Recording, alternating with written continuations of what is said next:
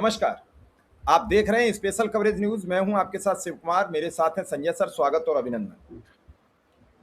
दरअसल आज एक बड़ा दिन होगा। काफी समय बाद ये मान के चलिए कि कांग्रेस को एक उत्साह मिलेगा कि किसी चुनाव में दो राज्यों में सरकार गठन के शपथ ग्रहण कार्यक्रम में सम्मिलित होंगे, केरल में और तमिलनाडु में।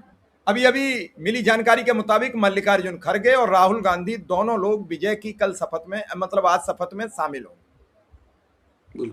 अब एक बड़ी पटकनी दी है और कल उन्होंने गुड़गांव में जब पदयात्रा कर रहे थे तो मोदी को बड़े तल्ख लहजे में धमकी दे दी है और इस धमकी के बाद फिर बीजेपी एक बार उग्र होगी और हो सकता है कहीं मुकदमा भी दर्ज किया जाए। पहले वो वीडियो सुन लें, फिर आगे बढ़ेंगे। लिख के ले लो, कांग्रेस पार्टी नरेंद्र मोदी को हराएगी और फिर देखना हम क्या कार्रवाई करते हैं नरेंद्र मोदी के साथ, क्योंकि इन्होंने देश पर आक्रमण किया है, लोकतांत्रिक सिस्टम पर आक्रमण कर कर इन्होंने अंबेडकर जी के संविधान पर आक्रमण किया है। संजय सर, अब तेवर बहुत तल्ख हैं, अब इंतजार नहीं है और ऐसे में आज तरह तरह के मतलब कल आरोप लगे। उन आरोपों में डीएमके ने कहा कि हमें अलग बैठने की अनुमति प्रदान की जाए। उसके बाद फिर अखिलेश यादव का ट्वीट।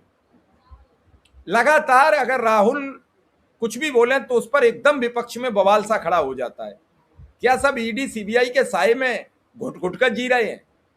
और दूसरी बात यह है कि तमिलनाडु में ऐसा कोई गुनाह नहीं हो गया, वो एनडीए की सरकार के साथ तो चले नहीं गए हैं और इस समय मोदी को रोकने के लिए अगर कोई वो बड़ा निर्णय ले रहे हैं तो इसमें सबका समर्थन होना चाहिए।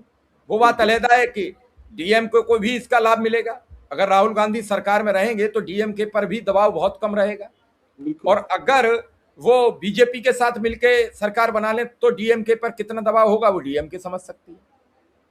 तो संजय सर, ये क्या है पूरा मामला, आप कैसे देख रहे हैं? बहुत स्पष्ट है कि राहुल गांधी अकेले पड़ गए हैं भाजपा के खिलाफ और बाकी लोग जो भाजपा के खिलाफ हैं, मतलब अव्वल तो भाजपा के खिलाफ होना मुश्किल है, जो जिस ढंग से ईडी सीबीआई का इस्तेमाल किया जा रहा है उसमें भाजपा के खिलाफ होना और टिके रहना ही मुश्किल है।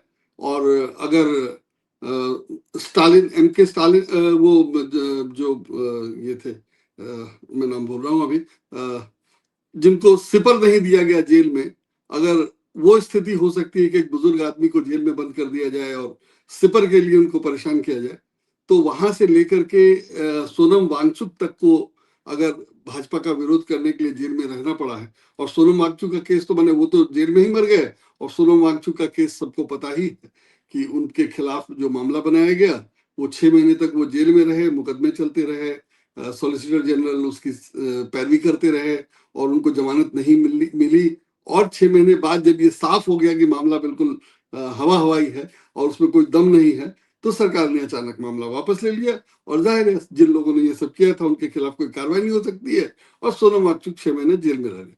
ये सोनम वांगचुक के लिए जो बुरा हुआ सो तो हुआ ही, बाकी लोगों को भी डराने के लिहाज से वो बहुत गंभीर मामला है।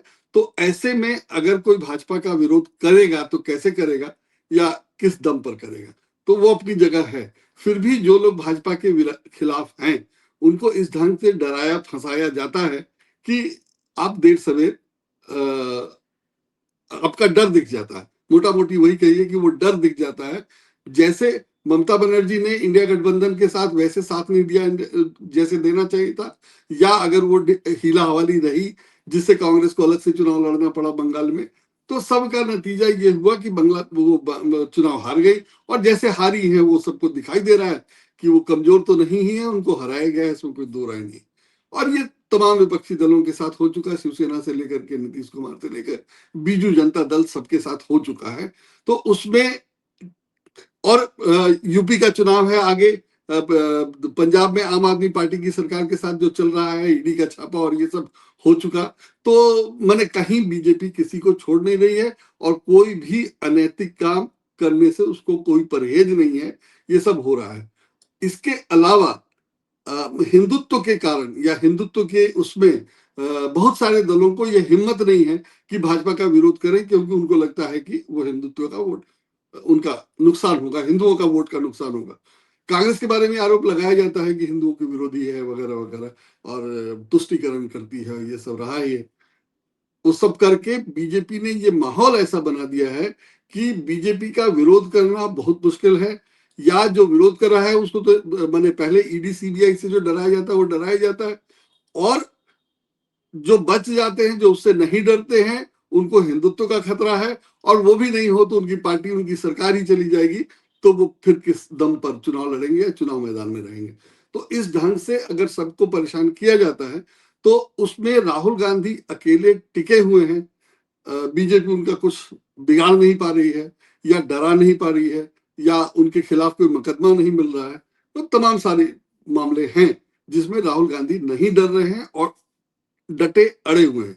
और इस तथ्य के बावजूद कि उनके बहुत करीबी, उनके बहुत मजबूत स्तंभ भी उनका साथ छोड़कर चले गए हैं, और जो लोग साथ छोड़ के गए हैं उसको हम लोग जानते हैं।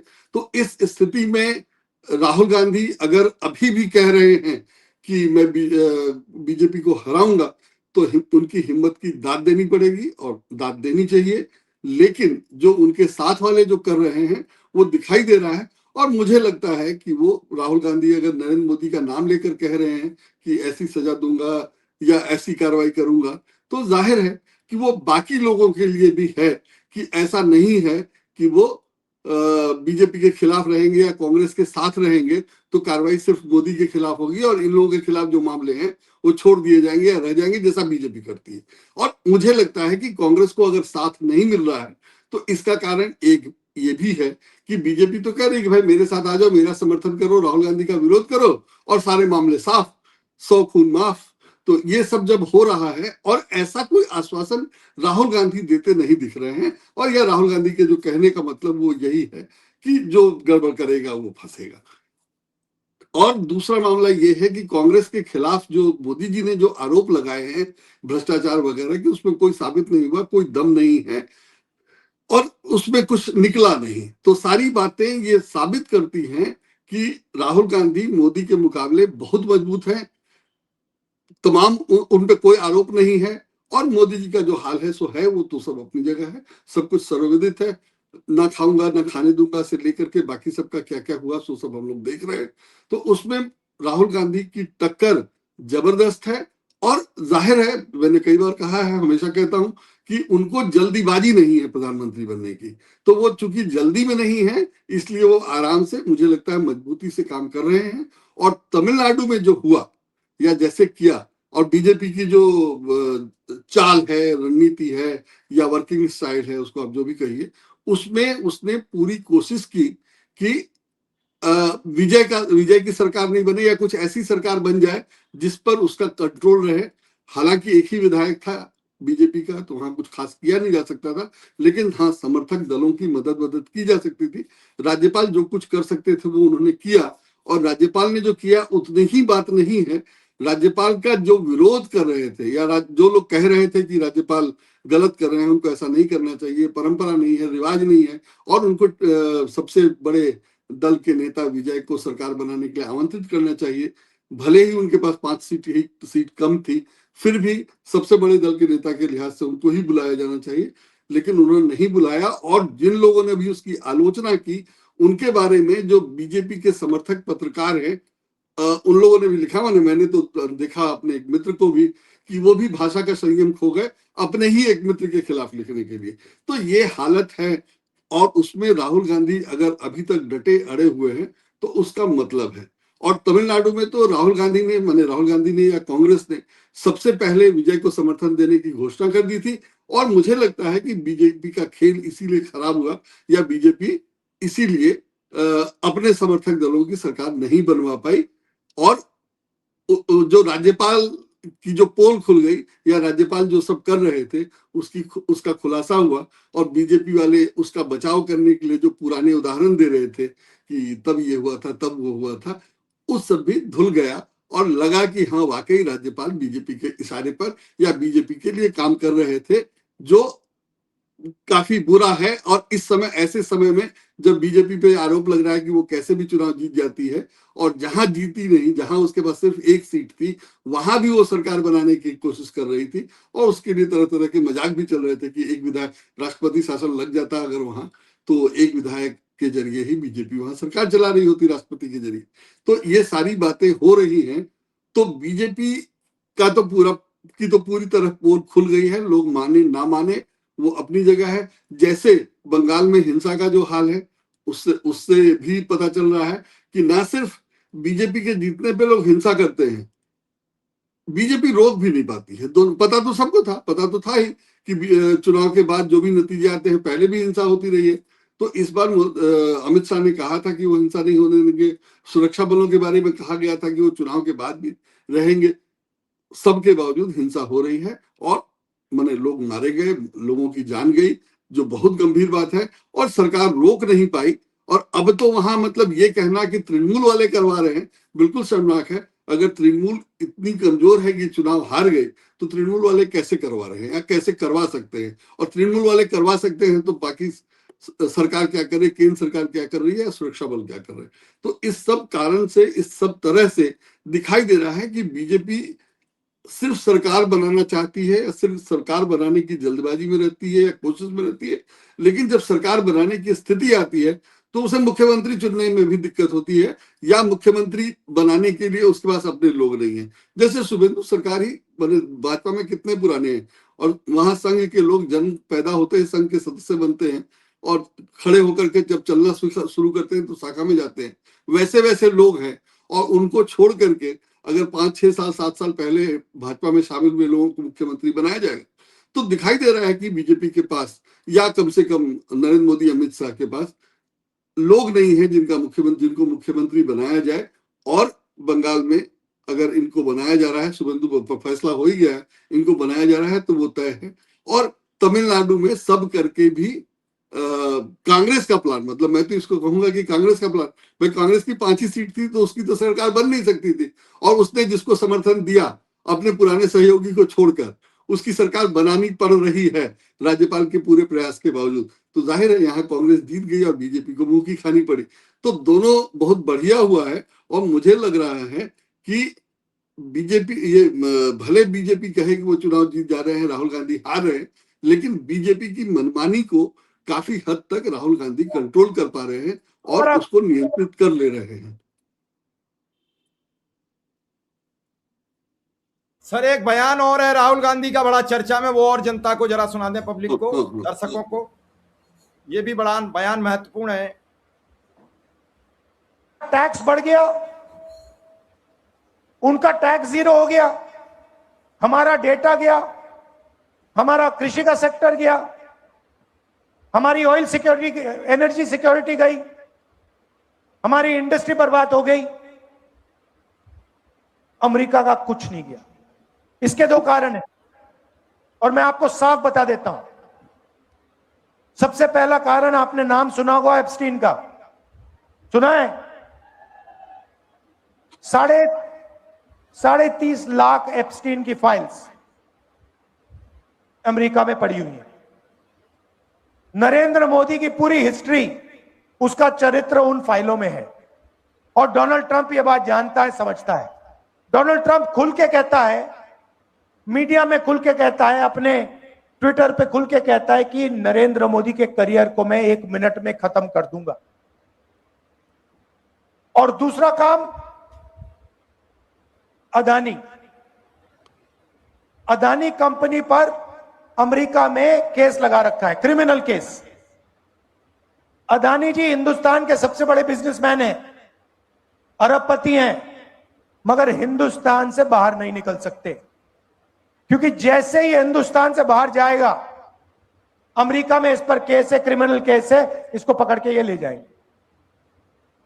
और ये केस अदानी पे नहीं है, ये बात आप समझिए, ये केस नरेंद्र मोदी पर है, क्योंकि नरेंद्र मोदी और अदानी एक है। कंपनी का नाम अदानी है, कंपनी का नाम मोदानी होना चाहिए, और ये पूरा देश जानता है, पूरा देश जानता है कि बीजेपी का फाइनेंशियल सिस्टम, बीजेपी का फाइनेंशियल स्ट्रक्चर अदानी है और यह डोनाल्ड ट्रंप को भी मालूम है। इसलिए उसने केस लगाया है और हिंदुस्तान के प्रधानमंत्री को कॉम्प्रोमाइज कर दिया है। नरेंद्र मोदी चू नहीं कर सकता है बिना डोनाल्ड ट्रंप के परमिशन लिए। डोनाल्ड ट्रंप अगर इससे कहेगा तू जंप मार, नरेंद्र मोदी जंप मारेगा। यह हिंदुस्तान की सच्चाई है। अब सर आज तो तेवर बहुत सख्त हैं। बिल्कुल बिल्कुल, बढ़िया है, ऐसा ही होना चाहिए। और इसका पता इसी से चलता है कि भले ये लोग कहें कि हम चुनाव जीत गए, लेकिन वो जैसे जीत रहे हैं वो साफ है और अब उसमें कुछ समझाने की जरूरत नहीं है। और आंकड़े बता रहे हैं कि वो जीत जो है सो चोरी की है, खरीदी हुई है। तो ये सारी चीजें बहुत स्पष्ट हो गई हैं और राहुल गांधी ऐसा बोल रहे हैं, बोल पा रहे हैं, इसके लिए उनकी प्रशंसा की जानी चाहिए। और जो लोग राहुल गांधी का विरोध कर रहे हैं या मोदी जी का समर्थन कर रहे हैं, उनको सोचना चाहिए कि वो असल में क्या कर रहे हैं और इसमें देश हित कहाँ है। और वो अगर सिर्फ अपने स्वार्थ के लिए या अपने आप को बचाने के लिए डर से अगर मोदी का समर्थन कर रहे हैं, मोदी का कहा या अमित शाह का कहा हुआ काम कर रहे हैं, तो ये सब बहुत ही शर्मनाक है। और जाहिर है देर सवेर, मतलब वैसे भी अभी भी उनके बच्चे, उनके घर के लोग, वो खुद तो जानते ही हैं कि वो क्या कर रहे हैं और माफ कीजिएगा, और जो कर रहे हैं वो दिखाई दे रहा है, सबको समझ में आ रहा है और बाद में और क्लियर हो जाएगा। जैसे एप्स्टीन फाइल के बाद, इजराइल जाने के बाद ये पता चल गया कि, और कंप्रोमाइज कहने के बाद जो सब हो रहा है उससे पता चल रहा है और धीरे धीरे ये चीजें और साफ होंगी। 2014-16 में क्या हुआ था, हरदीप पुरी एप्स्टीन से मिलने गए थे और उनको अचानक बिना किसी आरएसएस के बैकग्राउंड के सीधे सरकारी नौकरी से रिटायर होकर उनको मंत्री बना दिया गया। तो उस समय तो अटपटा लगा ही था, लेकिन जब बाद में पता चला कि वो एप्स्टीन से मिलने गए थे और ये वो, और अब आरोप लग रहा है कि मोदी जी के एप्स्टीन से कनेक्शन है या खुलासे हैं या डर है उनको, या जो ट्रंप ने कहा है या जो राहुल गांधी कह रहे हैं, तो उससे तो क्लियर हो जा रहा है ना कि कुछ ना कुछ तो गड़बड़ है। और नहीं तो अभी हरदीप पुरी से इस्तीफा ले लेने में क्या दिक्कत थी।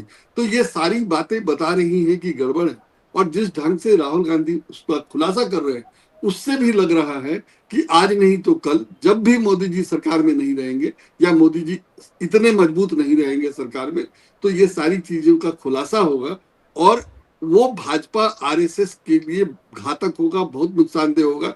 और जाहिर है सिर्फ भाजपा आरएसएस के लिए नहीं होगा, जो लोग अभी मोदी जी का समर्थन कर रहे हैं और जिन लोगों ने, जैसे सुप्रीम कोर्ट ने अगर एसआईआर नहीं होने दिया होता तो लॉजिकल डिस्क्रिपेंसी का मामला नहीं आता, और लॉजिकल डिस्क्रिपेंसी का मामला नहीं आता तो ये रिजल्ट नहीं आता, और ये रिजल्ट नहीं आता तो सुप्रीम कोर्ट को जो मामला उसने सालों से छोड़ रखा था, मुख्य चुनाव आयुक्त की नियुक्ति का मामला, उसको इतनी जल्दीबाजी में नहीं सुनना पड़ता। तो अगर सुनना पड़ रहा है तो सुप्रीम कोर्ट की मजबूरी से ही पता चल रहा है कि उसने पहले जो किया वो भले कानूनन सही हो लेकिन नैतिक रूप से गलत था और सुप्रीम कोर्ट को ये मामला पहले ही सुनना चाहिए था। जैसे दिखाई दे रहा था कि सबरीमाला का मामला केरल चुनाव के समय शुरू हुआ और केरल चुनाव भले बीजेपी को फायदा नहीं हुआ या 3 सीट मिल गई तो उसको क्यों नहीं फायदा कहा जाए, और अब सुप्रीम कोर्ट ही कह रहा है कि सबरीमाला से ज्यादा महत्वपूर्ण ये मामला है। तो सुप्रीम कोर्ट ने पहले फैसला लेने में चूक हुई, ये तो दिखाई दे रहा है और सुप्रीम कोर्ट की ही बातों से लग रहा है। तो इस तरह की चीजें धीरे धीरे अगर अभी नहीं लोग मानेंगे या अभी नहीं स्वीकार करेंगे तो भविष्य में दिखेगा, जिससे चीजें और खराब होंगी। और जाहिर है मामला देश हित का है तो बाकी लोगों को मजबूरी में या जैसे भी बीजेपी के खिलाफ होना होगा, कांग्रेस के साथ आना होगा या देश के साथ आना होगा, और जिनका नुकसान होगा वो बहुत ही ज्यादा होगा और उनकी साख छवि सब पे असर पड़ेगा। जो सब कांग्रेस की साख जो मोदी जी ने खराब की थी वो राहुल गांधी ने काफी हद तक संभाल ली, ठीक कर लिया। क्योंकि अगर 10 मैंने कांग्रेस पे भ्रष्टाचार का आरोप तो ये लगाते रहे हैं, लेकिन अगर एक भी मामला प्रूफ नहीं हुआ तो जाहिर है, माने बोफर्स समेत और बोफर्स मामले में भी अगर इन्होंने कुछ नहीं किया, राहुल गांधी के खिलाफ इस तरह से बोल रहे हैं, तो जाहिर है कि अब ये साबित हो रहा है कि उसमें भी कुछ नहीं, पहले ही हो चुका है, पहले ही कुछ नहीं मिला है, तो अब और मामला साफ हो रहा है। और जैसे तुष्टीकरण और ये सब का आरोप लगाते रहे, वो सब जो है राहुल गांधी ये प्रूव कर दे रहे हैं, भले वो चुनाव ना जीते, भले वो सरकार नहीं है, लेकिन उतना तो इन्होंने कर ही लिया है कि मोदी जी की साख खराब हुई है और उन्होंने अपनी साख बहुत संभाल ली है, बचा ली है, या फिर से ठीक कर ली है, जो भी जैसे भी उसको देखा जाए। और जो ये पप्पू कहने का अभियान था, उसका सच सबका पता चल गया, असल में कौन पप्पू है वो अब दिखाई दे रहा है, और राहुल गांधी क्या चीज है वो अब समझ में आने लगा है। ठीक है, लोग मानते नहीं है, स्वीकार नहीं करते हैं, वो मजबूरी है, लेकिन धीरे धीरे वो ठीक होगा और होना चाहिए, देखा जाए क्या होता है। भाई आपने बड़ी महत्वपूर्ण जानकारी दी है, दर्शकों को समझना चाहिए और राहुल गांधी के इन दोनों वीडियोस पर अपने कमेंट देने चाहिए कि आखिर क्या राहुल गांधी कह रहे हैं सही है या फिर गलत, हमें जरूर बताएं। संजय सर ने समय दिया, इसलिए संजय सर का बहुत बहुत आभार, बहुत बहुत धन्यवाद। कल फिर मिलेंगे, विदा दीजिए, नमस्कार।